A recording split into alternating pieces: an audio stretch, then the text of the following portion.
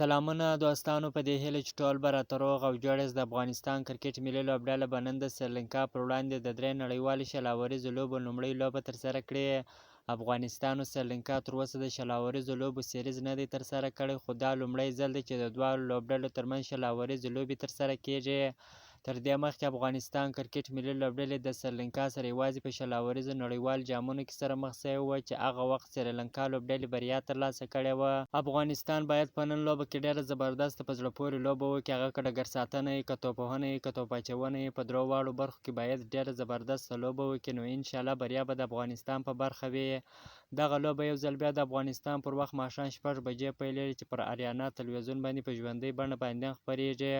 که غواړئ د کرکټ په اړه باندې د نورو تازه معلوماتو لپاره زموږ سره اوسئ، باید زموږ چینل درسره سبسکرایب کړئ او د فیسبوک پیج هم درسره فالو کړئ. د نورو تازه معلوماتو لپاره زموږ سره اوسئ. د الله په امان.